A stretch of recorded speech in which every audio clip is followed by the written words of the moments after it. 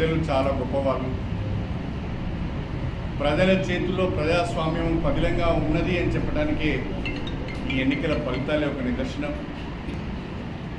వెధవలు చేసిన ఆరోపణలు ఏమాత్రం కూడా పట్టించుకోకుండా, చరిత్రహీనుల యొక్క మాటలను పట్టించుకోకుండా బ్రహ్మాండమైన తీర్పు ఇచ్చిన ప్రజలకు కాంగ్రెస్ పార్టీ పక్షాన, వ్యక్తిగతంగా నా పక్షాన హృదయపూర్వకంగా తల వంచి వాళ్ళకు నమస్కారాలు చేస్తూ ధన్యవాదాలు తెలుపుకుంటున్నాను. తెలంగాణ రాష్ట్రంలో ప్రియతమ ముఖ్యమంత్రి రేవంత్ రెడ్డి గారి నాయకత్వంలో ప్రభుత్వం ఏర్పడి 6 మాసాలు గడిచిన తర్వాత కూడా ప్రజల్లో కాంగ్రెస్ పార్టీ పట్ల, రేవంత్ రెడ్డి గారి నాయకత్వం పట్ల విశ్వాసము ఏమాత్రము సన్నగిల్లలేదు. బీజేపీ నాయకులందరూ ఇష్టం వచ్చిన రీతిలో మాట్లాడుతున్నారు. మేమే ఆల్టర్నేటివ్ కాబోతున్నామని, బీజేపీ పని, బీఆర్ఎస్ పని అయిపోయింది, మేమే ఆల్టర్నేటివ్ కాబోతున్నామని చెప్పారు. మీరు ఎవరు ఆల్టర్నేటివ్ అయినా మాకేం ఇబ్బంది లేదు. కాంగ్రెస్ పార్టీ ప్రజల గుండెల్లో పదిలంగా ఉన్నది. కాంగ్రెస్ పార్టీని ప్రజలు కాపాడుకుంటారు. వచ్చే 10 సంవత్సరాల వరకు కూడా కాంగ్రెస్ పార్టీ అధికారంలో ఉంటుంది, రేవంత్ రెడ్డి గారు ముఖ్యమంత్రిగా ఉంటారు అని చెప్పి నేను ఈ సందర్భంగా తెలియజేస్తున్నాను. బీఆర్ఎస్ పార్టీ చాలా దారుణంగా దెబ్బతిన్నది.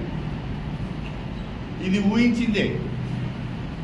కాకపోతే బీఆర్ఎస్ పార్టీ నాయకుల యొక్క మైండ్ సెట్ మారడం లేదు.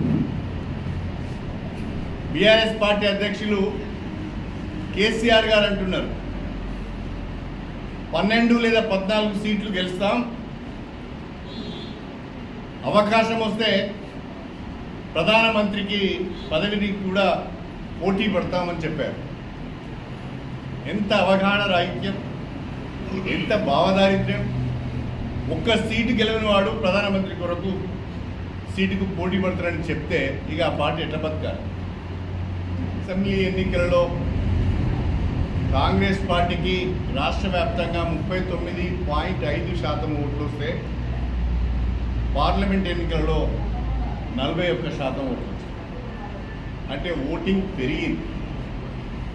అదేవిధంగా అసెంబ్లీ ఎన్నికలలో 64 కాంగ్రెస్ పార్టీ, 1 సిపిఐ కలుపుకొని 65 స్థానాలలో మనకు ఆధిక్యత లభిస్తే, ఈ ఎన్నికలలో కూడా 64 అసెంబ్లీ స్థానాలలో ఆధిక్యత, కంటోన్మెంట్ అసెంబ్లీ స్థానాలను కూడా గెలుచుకోవడం ద్వారా 65 స్థానాలలో మళ్ళీ కాంగ్రెస్ పార్టీ తన యొక్క ఆధిక్యతను నిలుపుకోగలిగింది. అంటే ప్రజల్లో కాంగ్రెస్ పార్టీ పట్ల ఆదరణ పెరిగిందే తప్ప తగ్గలేదు అనటానికి ఈ గణాంకాలే నిదర్శనము అని చెప్పి నేను ఈ సందర్భంగా తెలియజేస్తున్నాను. భారతీయ జనతా పార్టీ వాళ్ళు ఎగిరిగిరి పడుతున్నారు. మాకు బ్రహ్మాండమైన ఫలితాలు వచ్చాయి, దేశవ్యాప్తంగా మా నరేంద్ర మోడీ గారు 3వసారి ప్రధానమంత్రి కాబోతున్నారని చెప్పి ఎగిరిగిరి పడుతున్నారు. కానీ భారతీయ జనతా పార్టీ ఎగిరిపడవలసినంత, ఆనందపడవలసిన ఫలితాలు దేశవ్యాప్తంగా రాలేదు. 2019 పార్లమెంట్ ఎన్నికలలో భారతీయ జనతా పార్టీకి 303 సీట్లు వచ్చినాయి. ఈ ఎన్నికల్లో భారతీయ జనతా పార్టీకి 240 సీట్లు మాత్రమే వచ్చాయి. 2019తో పోల్చుకుంటే 2024కి వచ్చే వరకు భారతీయ జనతా పార్టీకి దేశవ్యాప్తంగా 63 సీట్లు తగ్గిపోయాయి. అంతేకాకుండా వాళ్ళ ఓటింగ్ శాతం కూడా 3.2కు తగ్గిపోయింది. దానికి భిన్నంగా ఇండియా కూటమికి గణనీయంగా సీట్లు పెరిగినాయి. దేశవ్యాప్తంగా 234 సీట్లు వచ్చినాయి. అందులో కాంగ్రెస్ పార్టీకి 100 సీట్లు వచ్చినాయి. సాంగ్లీ నుంచి ఎన్నికైన స్వతంత్ర అభ్యర్థి కూడా కాంగ్రెస్ పార్టీలో చేరడంతో 99+1 100 సీట్లు కాంగ్రెస్ పార్టీకి వచ్చినాయి. మిత్రపక్షాలు అన్నీ కలుపుకుంటే ఈరోజు దాదాపుగా 234 సీట్లలో ఇండియా కూటమి అభ్యర్థులు గెలిచారు. అంతేకాకుండా దేశవ్యాప్తంగా ఇండియా కూటమి యొక్క ఓటింగ్ 7% పెరిగింది. భారతీయ జనతా పార్టీ ఓటింగ్ తగ్గింది. ఇండియా కూటమి యొక్క ఓటింగ్ షేరు పెరిగింది. ఇది నిదర్శనం నరేంద్ర మోడీ గారు తన 10 ఏళ్ల పరిపాలన ద్వారా ప్రజల యొక్క అభిమానాన్ని కోల్పోయాడని చెప్పడానికి ఇంతకంటే నిదర్శనం అవసరం లేదు.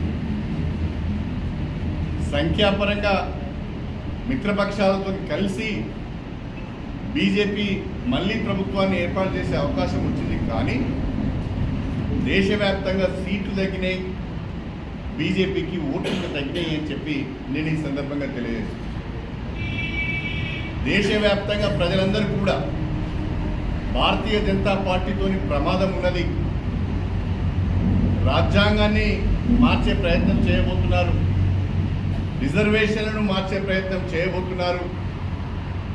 అనేక రకాలుగా పేద బడుగు బలహీన వర్గాలపైన దాడులు చేస్తున్నారు.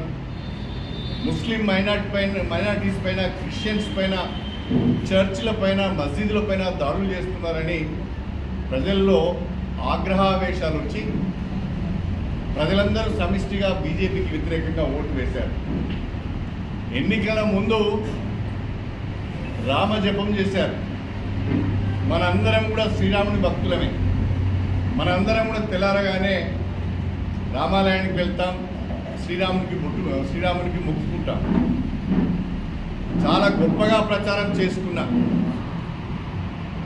రామ జన్మభూమిలో ఏదైతే అయోధ్యలో బ్రహ్మాండమైన రామాలయం కట్టారో ఆ రామాలయం ఉన్న పార్లమెంట్ నియోజకవర్గం ఫైజాబాద్. ఆ ఫైజాబాద్లో బీజేపీ ఓడిపోయింది. ఎక్కడైతే అయోధ్యలో రామ మందిరం కట్టారో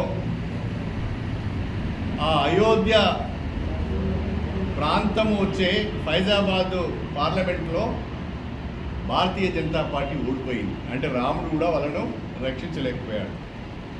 రాముడిని ఒక ఎన్నికలుగా అస్త్రంగా వాడుకున్నారు. అది తప్పు అని మనం చెప్పాము. ప్రజల తీర్పు కూడా అదే రకంగా ఉంది అని చెప్పి నేను ఈ సందర్భంగా తెలియజేస్తున్నాను. భక్తి వేరు, రాజకీయాలు వేరు అనేది చాలా విలక్షణంగా ప్రజలు తీర్పు ఇచ్చారని చెప్పి నేను ఈ సందర్భంగా తెలియజేస్తున్నాను.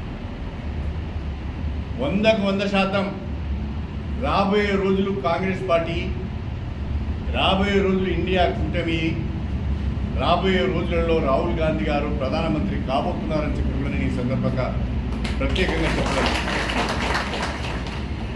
భారతీయ జనతా పార్టీ వాళ్ళు ఈ రకంగానే మిడిసి పడితే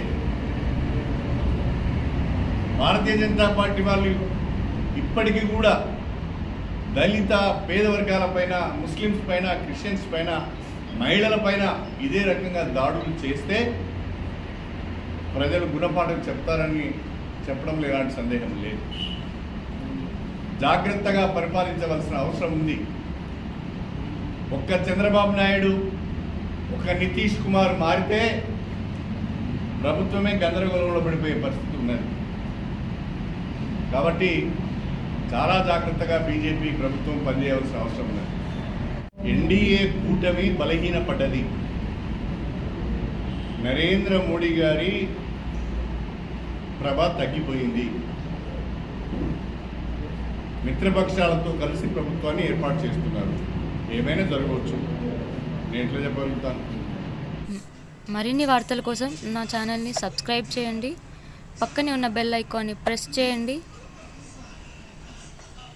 లైక్ చేయండి మరియు షేర్ చేయండి.